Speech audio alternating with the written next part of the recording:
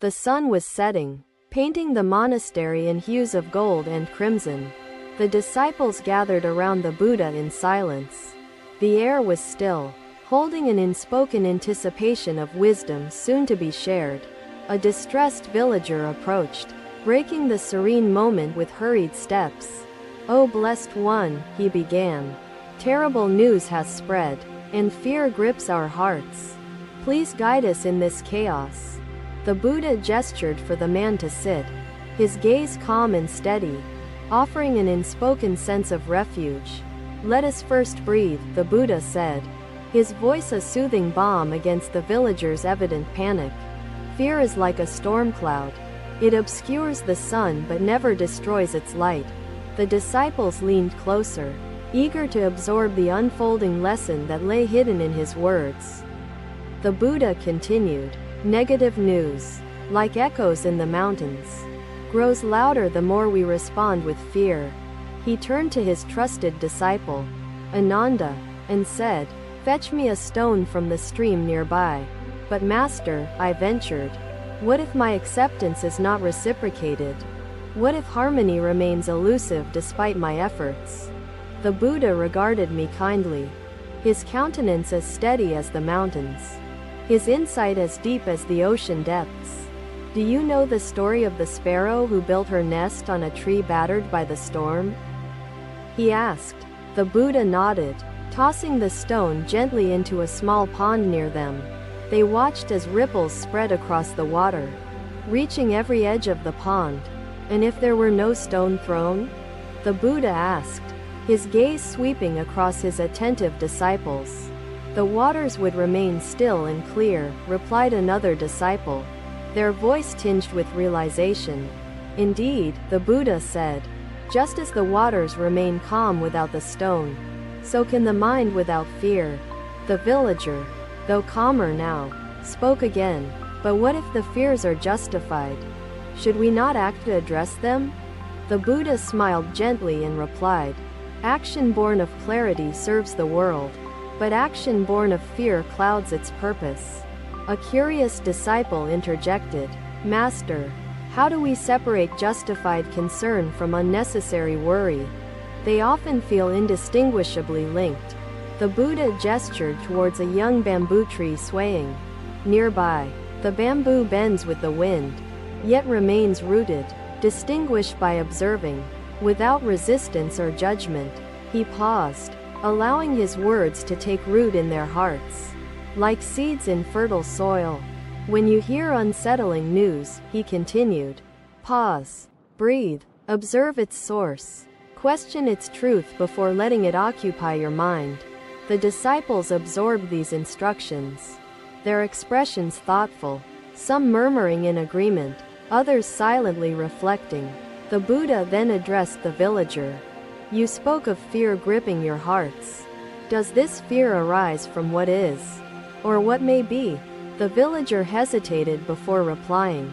"It is fear of what may come, Blessed One, of what tomorrow might bring." The Buddha placed a hand on the villager's shoulder and said, "Fear of tomorrow steals peace from today. Return to this moment." A disciple raised his hand and asked, "Master, should we ignore the possibilities of tomorrow then? How do we prepare wisely?" The Buddha looked at the distant horizon, where the sun was disappearing into the earth. "Preparation is born of mindfulness, not panic. Act today with care, and let tomorrow unfold as it must." He then added, "To prepare wisely is to know the difference between reaction and response. Response carries awareness. Reaction carries haste." The villager and the disciples sat in profound stillness, the clarity of the Buddha's words slowly settling into their minds. As the darkness of night began to envelop the monastery, the Buddha finally said, "Do not let rumors dictate the rhythm of your heart. Seek truth, always." The villager, now visibly at ease, bowed deeply to the Buddha, murmuring gratitude before leaving to share the wisdom with others. The Buddha turned back to his disciples, saying, "You are mirrors to the world. Reflect calmness, not chaos." To those around you, Ananda, still holding the empty satchel from fetching the stone, looked at the Buddha and asked, "What shall we do when storms of fear come again?" The Buddha smiled, serene and unwavering, and replied, "Remember the pond, the ripples, and the stillness that lies beneath." The Buddha listened intently, his gaze calm, his patience infinite, his wisdom waiting to illuminate the path of their hearts. "Do you see," he began, "how two stones cannot smooth their edges unless they come into contact and accept one another?" His analogy lingered in the air, its simplicity profound, its truth piercing through the layers of their hardened hearts. Acceptance, the Buddha continued, is the space between two hearts where understanding flourishes and discord fades like shadows in light. The husband and wife lowered their heads, their silence heavy, their pride bruised, yet their minds open to his wisdom. "Blessed One," the traveler began, bowing deeply, "I come with questions that torment my heart and cloud my mind." The Buddha gestured for the traveler to sit under the shade of a fig tree nearby. "Tell us what weighs on your spirit," the Buddha said, his voice calm and grounding, like roots anchoring a tree. "The villages I passed through are troubled by disputes and misunderstandings, each conflict feeding another," the traveler explained. "Their words spiral like a storm, leaving no peace." The Buddha lifted his own clay bowl and held it up for all to see. "What do you observe in this bowl before you?" he asked the disciples. "It is empty and smooth, Master," replied one disciple, eager to participate in the unfolding teaching. The Buddha nodded gently, then poured clean water into the bowl and held it up again. "What do you see now within the bowl?" he asked. "Our reflections," another disciple answered, with a tone of realization beginning to form. "Indeed," the Buddha replied, "this bowl, like the mind, reflects that which it holds." He swirled the water gently, causing ripples, and asked again, "Now, what do you see?" "The reflection distorts, Master," one disciple said, leaning forward to observe more closely. "Negative words and fears are like the hand that stirs this water," the Buddha explained, distorting our inner clarity. He placed the bowl on the ground, allowing the water to settle and clear. When the disturbance ceases, truth becomes visible once more. The traveler, still holding his own bowl, spoke hesitantly, "But what if the disturbance arises from truths too painful to accept? How do we find peace?" The Buddha smiled softly and said, "Truth, like fire, can warm or burn. Peace is born not from denial, but from acceptance." He picked up a handful of earth and slowly sprinkled it into the water, watching as it clouded. "And what do you see now?" he asked. "Mud, Master," a disciple replied, furrowing his brow in thought. "This is the mind when clouded by assumptions and judgments," the Buddha said. He placed the bowl on the ground again and waited for the mud to settle. "Observe with patience, and even muddy waters will clear. Clarity requires stillness, not struggle." The traveler seemed deeply moved, his shoulders relaxing as if a weight had lifted. "Master, how do I teach others to still their minds when they are consumed by turmoil?" he asked. "First, still your own bowl," the Buddha replied. "Only from clarity can you reflect peace to those around you." A disciple interjected, "Master, what if we cannot control the turmoil? What if it comes like a storm, beyond our reach?" The Buddha gestured toward the sky, where clouds were slowly gathering. "Can you stop the clouds from forming?" he asked. "No, Master," the disciple admitted, lowering his gaze. "Nor can you stop the storms of life," the Buddha continued. "But you can choose how you meet them." In the days that followed, they practiced acceptance, their actions deliberate, their intentions clear, their hearts unwavering in their commitment. Through patience and perseverance, they began to see the bridges acceptance could build, the paths it could illuminate, the peace it could nurture. The Buddha then turned to his disciples and said, The world is a mirror. Reflect calmness, and you calm those who look upon you. The wind rustled the leaves, and the scent of jasmine carried a sense of peace through the gathered assembly. Remember, the Buddha said, a clear mind is like still water.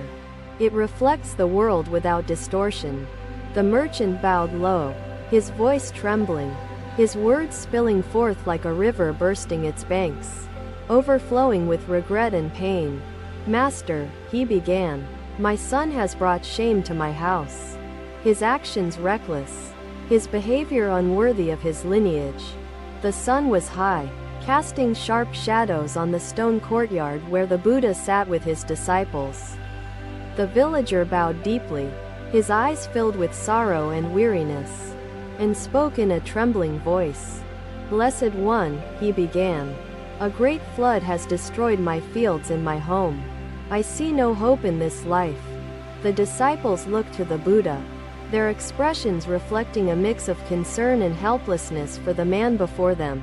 The Buddha motioned for the villager to sit beside him under the shade of a blossoming tree.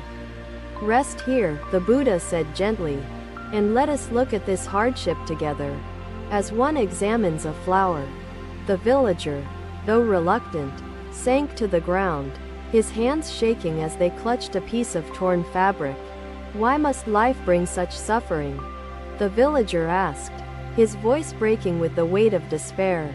The Buddha regarded him with compassion and said, suffering is like the mud that nourishes the lotus. Without it, the flower cannot bloom. The disciples listened intently, leaning closer as the Buddha picked up a small lotus blossom from a nearby pond. Do you see how this lotus rises above the water?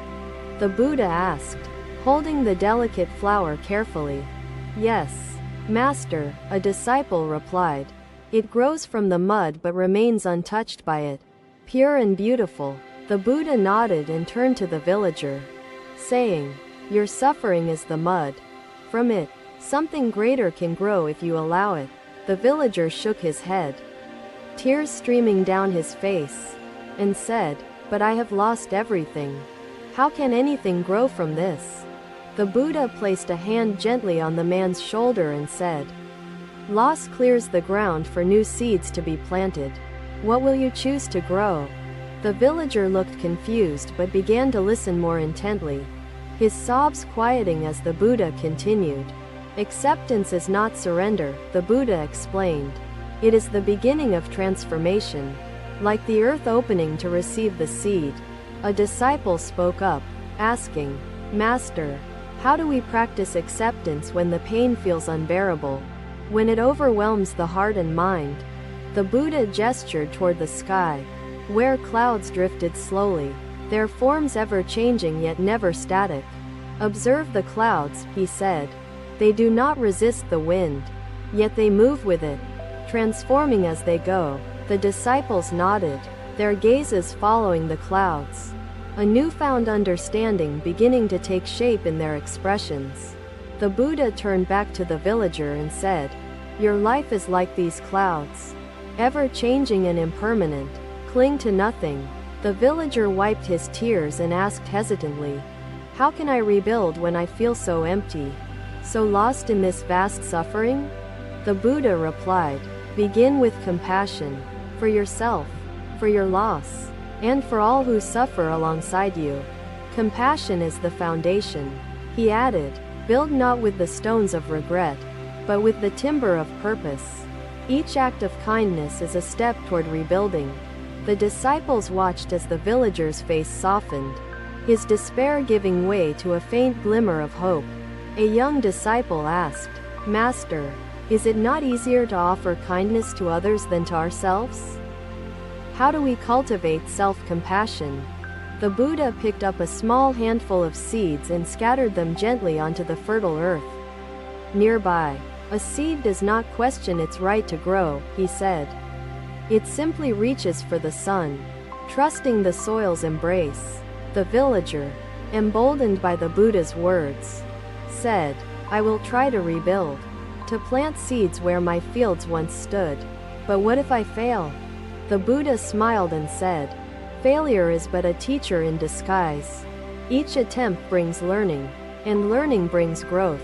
He added, even the lotus does not bloom overnight. It grows unseen beneath the water before it rises. The disciples nodded, their hearts moved by the simplicity and depth of the Buddha's teaching. As the day waned and the shadows lengthened, the villager stood, bowing deeply before the Buddha and the gathered disciples. I will carry your words in my heart and return to my village with renewed purpose, he said. The Buddha blessed him and said, go with peace in your mind and compassion in your actions, for they are the seeds of renewal. The villager departed, his steps lighter than when he had arrived, leaving the monastery bathed in the soft glow of the setting sun. The Buddha turned to his disciples and said, suffering touches all, but it also unites us. Through compassion, we find strength together. The disciples reflected silently, their minds and hearts enriched by the day's teachings. As the first stars began to appear in the sky, and so, the lesson of the lotus lived on, a timeless reminder of resilience and transformation in the face of life's trials. He gestured to the river, its waters weaving together in a continuous flow, uniting drops into a collective force of life.